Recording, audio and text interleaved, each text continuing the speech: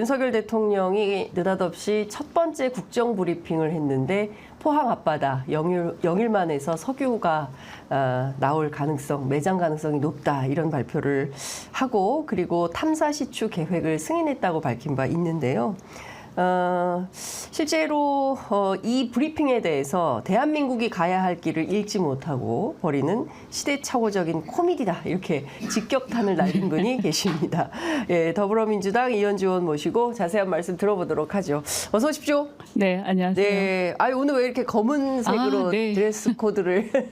예. 요 끝나고 네. 제가 현충원 가야 돼서. 오늘 현충원. 네, 이호 여사 추모식이 있어가지고. 예, 그렇군요. 이호 여사 추모식 때문에 네. 저희가 또 오늘 20분 정도 당겨서 네, 죄송합니다. 예, 인터뷰를 하고 있습니다. 예, 굉장히 유연한 방송입니다. 네, 감사합니다. 예, 정해진 시간보다 일찍 하고 있습니다. 그 2008년 SO일에서 법무총괄 상무를 지내셨어요. 네. 지금 뭐 오늘 아침 라디오 뭐 조간 신문들은 이제 거의 안 쓰기 시작하는 것 같고요. 네. 사실상 그 아브레우 박사의 기자회견을 기점으로 해서 네. 이 사업 거의 끝난 거 아니냐라는 분위기인데 물론 네. 그 아브레우 박사는 이랬습니다. 아니 이게 석유가 나온다 그러면 다 경사고 난리인데 한국처럼 이렇게 난리인 나라는 또 처음 본다 이렇게 주장을 하는데 그거는 여하튼 네, 그거는 이제 다른 나라 같으면 대개는 선진국에서는 네. 이런 사업을 정부 예산으로 하진 않아요. 그래요? 네, 그럼요. 대규모 이제 석유 개발 회사들이 네. 들어가죠. 그렇군요. 네, 미국이나 영국이나 예. 뭐 캐나다나. 네. 네, 그래서 이제 그 회사가 리스크 테이킹을 하기 때문에. 회사가. 네, 네, 그럼요. 그래서 네. 우리나라 지금 문제가 예. 지금 석유공사가 예. 자본 잠식 상태거든요. 그러니까요. 저 기억나실지 모르겠는데 한 몇 년 전에 하베스트 사건이 있었죠. 하베스트. 예, 유명했습니다. 그거. 네, 그래서 예. 그때 아마 한 7조, 하여튼 몇 조 가량 완전히 그냥 덜어먹고. 맞아요. 네, 그래서 지금 자본 잠식 상태예요. 그래서 석유공사가 물론 그 돈도 뭐 어차피 근원이 다 예산이긴 하지만 국민 정부도 혈세죠. 예, 예. 그렇지만 그 돈마저도 지금 없는 상태예요. 그래서 자본 잠식 상태라서 석유공사는 지금 돈이 없고요. 네. 하려면 이제 추가로 예산 투입이 돼서 그러니까 산자부 예산으로 해야 되는 거죠. 산자부 예산. 그래서 산자부가 출자를 해야 되는 상황이에요. 추가 출자를. 그러니까 산자부가 석유공사에 추가 출자를 하고 네. 석유공사가 아브레우 박사에게 돈을 줘서 실제로 그렇죠. 시추 탐사가 네. 이루어지도록 해야 네. 된다. 그래서 공사가 예. 이제 투자를 해야 되고 예. 공사도 지금 돈이 없어서 자본 잠식 상태라서 네. 정부가 출자를 추가로 해야 되고 예. 또 그것도 아마 모자랄 수 있기 때문에 예. 정부가 융자도 해야 되는 그 융자? 돈도 그 돈도 결국에는 다 혈세죠. 그러네. 그래서 지금 이게 문제가 되는 거예요. 예. 근데 아브레오 박사가 그거를 예. 뭐 모를 수 있죠. 네. 그러니까 국내 뭐 사실 예산 구조가 어떻게 되는지 석유공사에서 네. 뭐 근데 알아보려면 알아볼 수도 있었겠죠. 네, 그래서 시끄러운 거예요. 그러니까요. 그러니까 정치권이 왜 이렇게 시끄럽냐 이럴 수 있는데, 네. 네, 그게 이제 다른 나라는 예. 뭐 이렇게 뭐 엑스모빌이라든가 여러 이제 석유 개발 회사들이 있거든요. 네, 탐사 네. 회사들. 예. 그런 회사 개발 회사들이 네. 대규모 개발 회사들이 예. 리스크를 감수하고 들어가는 거죠. 네. 예, 자기 나라에서 개발하는 경우도 있지만 대개는 또 예. 다른 이제 미개발 지역에 네. 많이 들어가기도 하고요. 네. 그래서 원래 이거는 석유 개발이라는 것 자체가 예. 굉장히 그 도박성이 있어요. 그래서 이제 이게 확률이 되게 낮지만 네. 한 번 이제 터지면 이제 대박이 나는 네. 이런 거라서. 근데 예.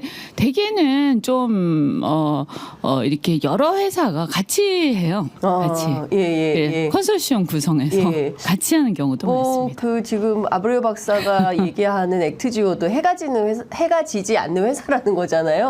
근데 전 세계의 뭐 컨설팅을 다 하고. 근데 제가 볼 때는 네.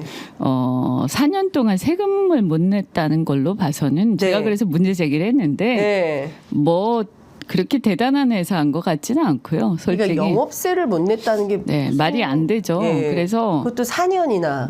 예. 그래서 뭐 폄훼하고 싶진 않지만 네. 그냥 일종의 그냥 뭐라고 해야 되나요? 뭐 에이전트 내지는 컨설턴트 정도의 조그만 그러니까 좋게 얘기하면 부티크고요. 예. 뭐 에이전트 같은 그런 거. 그래서 그 커미션 정도 먹는 그런 회사 아닌가. 그래서 이렇게 좀 분석 좀 해주고, 그래서 전문성이 전혀 없다 이건 아니겠지만, 그렇죠. 이런 회사는 보통 많이 쓰죠. 그러니까 대규모 이제 뭔가를 할 때는 네. 온갖 회사들이 다 같이 들어가거든요. 그러면서 하청을 줘요. 그러면서 하청을 여러 회사에 줘서 또 비교 분석을 해요. 왜냐하면 그렇죠. 하나만 가지고 할 수는 없기 때문에. 그래서 이 전문가 저 전문가한테 다 주고는 교차 분석을, 교차 비교를 하거든요. 그 중에 이제 한 사람일 수는 있죠. 그런데 이제 이분이 이렇게 영업세도 못 내고 매출이 1년에 3천만 원인 걸로 봐서는 그러니까 3,700이었다는 네, 그런 걸로 봐서는 뭔가 이렇게 제대로 돌아가는 회사는 아니었던 것 같다. 거기다가 이제 최근에는 보면 최근에는 굉장히 안 좋았어요. 이 분야가 석유 개발 분야가. 왜냐하면 아시다시피 이제 코로나도 있었고요. 그 다음에 셰일가스가 있었기 때문에 석유 개발 자체가 이 분야가 이렇게 좋지가 않았습니다. 그러니까 지금이 이제 포스트 오일 시대가 다가온다 이래가지고 실제로 그 사우디나 이런 중동 국가들도 산유국들도요. 사실 저도 에스오일이 그 아람코라고 세계 최대 석유 회사거든요. 이 회사 이제 관계사인데 아람코 같은 경우도 제가 있을 때도 이 이제 석유가 이제 고갈되기도 하고. 언젠가는 고갈되는 거잖아요. 화석연료. 그리고 이게 앞으로는 포스트 오일 시대다 이래가지고 미래 자원 대체 에너지 개발에 굉장히 열을 올리고 있었어요. 대한 에너지. 네. 그래서 실제로 그쪽으로 굉장히 많이 집중하고 있었기 때문에 이미 그런 기업들은 그런 곳들도 이게 포스트 오일 시대가 다가온다 이러고 있는 상황이기 때문에 그래서 석유 가격 자체가 굉장히 등락이 심하고요. 지금도 가격이 그렇게 뭐 아주 앞으로 10년 후에 어떻게 될 거다 이거 아무도 몰라요. 그러니까요. 맞아요. 그러니까 이런 상황 속에서 이 회사가 뭐 그렇게 대단한 회사다 이렇게 말하기는 어렵죠. 그냥 제가 볼 때는 이런저런 프로젝트에서 하청 조금 하던 잘 봐야 이런 수준이라고.